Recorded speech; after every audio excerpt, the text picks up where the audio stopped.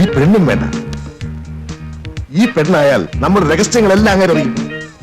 ഞാനിതിൽ ഇടപെട്ടുവെന്ന് അങ്ങേരോട്ട് അറിയാൻ വേണ്ട. പുള്ളിക്കാരന്റെ അടുത്ത ടൂർ എന്നാണെന്ന് അറിയിച്ചാൽ മാത്രം മതി. നമുക്ക് ടി വിയിൽ അറേഞ്ച് ചെയ്യാം. അങ്ങേരുടെ സകല പ്രോഗ്രാമും ഞാൻ ഇന്ന് തന്നെ അറിയിച്ചേക്കാം. എന്നാ ബാക്കി കാര്യം ഞാനും ഏറ്റു. ഓക്കെ.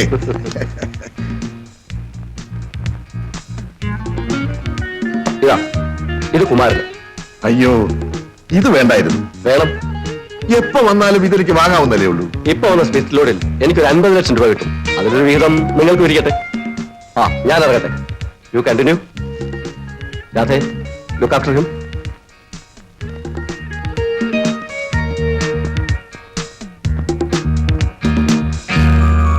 ഓല കൊടുത്തും മറ്റു തരത്തിലും സ്വാധീനിച്ച് ഞങ്ങളെപ്പോലുള്ള പൊതുപ്രവർത്തകരുടെ വായ് മൂടിക്കെട്ടാൻ ശ്രമിച്ചാൽ അത് വിലപ്പോകില്ലെന്ന് ഞാൻ അസന്നിഗ്ധമായി പ്രഖ്യാപിക്കുകയാണ്. മദ്യത്തിനും മങ്കയ്ക്കും പണത്തിനും അടിമകളായി പോകുന്ന ചില എംബോക്കികളായ നേതാക്കളും ട്രേഡ് യൂണിയൻ പ്രവർത്തകരുമാണ് ഇതുപോലുള്ള ജനദ്രോഹികളായ കുറെ മുതലാളികളെ നിലനിർത്തിയിരിക്കുന്നത്.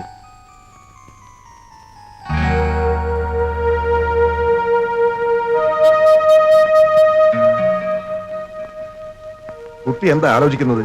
ഞാൻ അന്നത്തെ സാറിന്റെ തീപ്പൊരി പ്രസംഗം ഓർക്കുകയായിരുന്നു. അത് എനിക്കിട്ടൊന്ന് വെച്ചതാണല്ലോ. രാഷ്ട്രീയത്തിൽ പ്രസംഗം വേറെ, പ്രവൃത്തി വേറെ. എന്നാലും സാറേ, നിങ്ങളെ പോലുള്ളവരൊക്കെ ഇങ്ങനെ ചെയ്യുന്നത് ശരിയല്ലല്ലേ?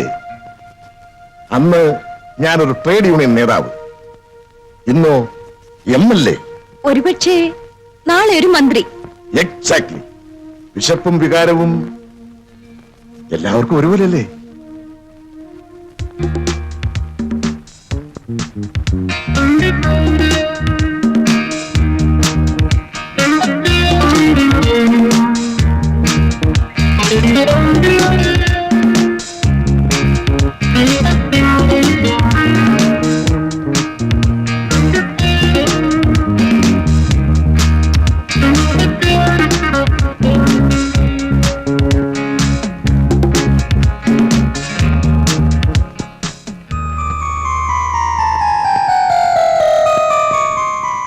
മോളെ, നിനക്ക് ഒരു ദിവസം തികച്ചന്റെ കൂടെ താമസിക്കുന്ന ഇഷ്ടമല്ലേ? ഡാഡിക്ക് ഞാനിവിടെ വരുന്നതും കൂടെ താമസിക്കുന്നതും പല വിധത്തിൽ അസൗകര്യമാണെന്ന് എനിക്കറിയാം.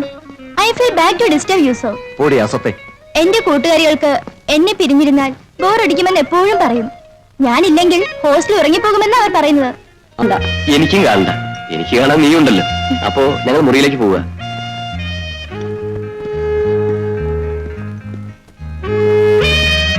പിന്നെ ഞാൻ പറഞ്ഞ പോലെ ഒന്ന് വേഗം ശരിയാക്കി എടുക്ക്. നീ കിടന്ന് പിടയ്ക്കാതെ ആദ്യം ഒന്ന് മെരുക്കിയെടുക്കട്ടെ. അത് നിന്റെ കയ്യിലോട്ടിട്ട് വരാം. രാജു ഇവിടെ. അവനാ മുറിയുടെ വാതിക്കെ മാറാതെ വെറുകനെ പോലെ നടക്കുക. അവർക്ക് സംശയം തോന്നാൻ കിടയാതെ കേട്ടോ. നീ വേണ്ടില്ലേ? ആ,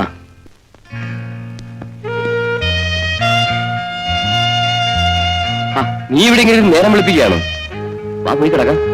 വേണ്ട, ചേട്ടൻ പോയി കിടന്നോളൂ. അപ്പൊ നീ? ഞാനിവിടെ തറയിൽ കിടന്നോളാം. നീ ഒരു വെറും വണ്ടിയാണല്ലോ. വാ. വേണ്ട, എന്നെ തൊടണ്ട. നമ്മുടെ വിവാഹം രജിസ്റ്റർ ചെയ്യുന്നവരെ എന്നെ തുടരുത്. നാളത്തെ രജിസ്ട്രേഷൻ വെറും ഒരു ചടങ്ങല്ലേ. എനിക്ക് നിന്നോട് സ്നേഹമാണ്, നിനക്ക് എന്നോട് സ്നേഹമാണ്. നമ്മൾ വിവാഹം കഴിക്കാൻ തീരുമാനിച്ചു. അത് നാളെ നടക്കും. അപ്പൊ പിന്നെ നമ്മൾ അന്യരാണ്. നമ്മൾ ഇപ്പോഴേ ഭാര്യ ഭർത്താക്കന്മാരല്ലേ? അതാ ഞാൻ വേണ്ടെന്ന് പറഞ്ഞത്. നാളെ വിവാഹം കഴിഞ്ഞേ ഞാൻ ചേട്ടന്റെ ഭാര്യയാകാവൂ, ചേട്ടന്റെ ഭർത്താവാകാവൂ. അത്ര പിടിവാശിയൊന്നും എന്നോട് വേണ്ട. ഞാനും വലിയ നിർബന്ധക്കാരനാ. ഞാനൊന്ന് തീരുമാനിച്ചാൽ മറുത്ത് പറയുന്നതോ വിസമ്മതം ഭാവിക്കുന്നതോ എനിക്കിഷ്ടമല്ല. ഞാൻ നിന്നെ എന്റെ ഭാര്യയാക്കാൻ തീരുമാനിച്ചു. അതിന് മറ്റാരുടെ എതിർപ്പും സമ്മതവും ഞാൻ അംഗീകരിക്കുന്നില്ല. എനിക്ക്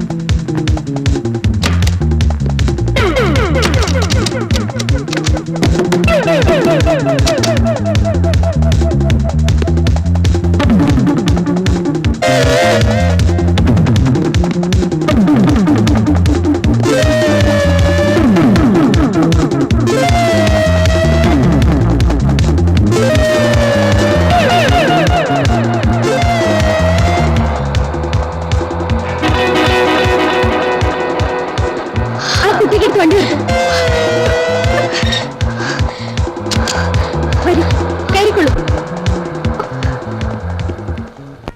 എന്നെ രക്ഷിച്ച ആ ചേച്ചി എന്നെ കൊണ്ട് സത്യം ചെയ്യിച്ചില്ലായിരുന്നെങ്കിൽ അച്ഛനെ കാണാൻ ഞാൻ ജീവനോട് വരില്ലായിരുന്നു. അറിഞ്ഞുകൊണ്ട് ചെയ്യുന്ന തെറ്റാണ് മോളെ പാപം. നീ പാപിയല്ല.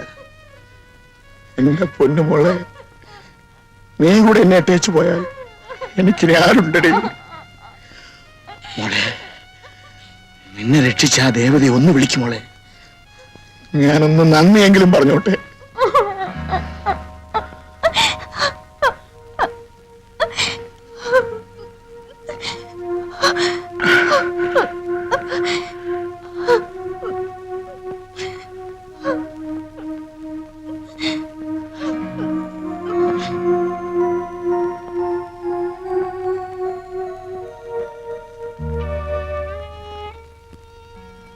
രാധമ്മയോ? അതെ, ഞാൻ തന്നെ. കുഞ്ഞെ, ഞാൻ നിന്നോടും നിന്റെ കുടുംബത്തോടും ചെയ്തിട്ടുള്ള മഹാപാപങ്ങളും ദ്രോഹങ്ങളും ഓർക്കുമ്പോ എന്റെ ദൈവമേ, എന്റെ പാപങ്ങളുടെ ഫലം ഞാൻ എണ്ണി അനുഭവിക്കുകയാണ് കുഞ്ഞെ. ഒരു വശമാകെ തളർന്ന് നരകദുരിതം അനുഭവിക്കുകയാണ് മോളെ. ആശ്രയം ഇവളാണ്. ഇവൾക്ക് ഇങ്ങനെയും. നിങ്ങൾ എന്നെ കൊണ്ടുവിട്ട അതേ സ്ഥലത്ത് എനിക്ക് ഇവളെ കൊണ്ടുവിടാമായിരുന്നു. ഞാനത് ചെയ്തില്ല. നിങ്ങൾ ചെയ്ത ദ്രോഹത്തിന് ഈ പെൺകുട്ടി എന്ത് പിഴച്ചു? അച്ഛനമ്മമാർ ചെയ്യുന്ന പാപം മക്കളുടെ തലയിൽ വീഴുന്നു പറയുന്നത് ശരിയാണ് മോളെ. ഇല്ലെങ്കിൽ ഇവൾക്ക് ഈ ചതി പറ്റണോ? ഇവൾക്ക് പറ്റിയ അബദ്ധം നമ്മൾ മാത്രമേ അറിഞ്ഞിട്ടുള്ളൂ. മറ്റാരെയും അറിയിക്കാതെ ഇവൾക്കൊരു ജീവിതം കൊടുക്കാൻ സാധിക്കുമെങ്കിൽ അതിന് ശ്രമിക്കും. പറ്റുന്നില്ലെങ്കിൽ വിധി എന്നോർത്ത് സമാധാനിക്കും. അവളെയെങ്കിലും നഷ്ടപ്പെടാതെ നോക്കുന്നത് ഇനിയുള്ള കാലം നിങ്ങൾക്ക് ആവശ്യമാണ്.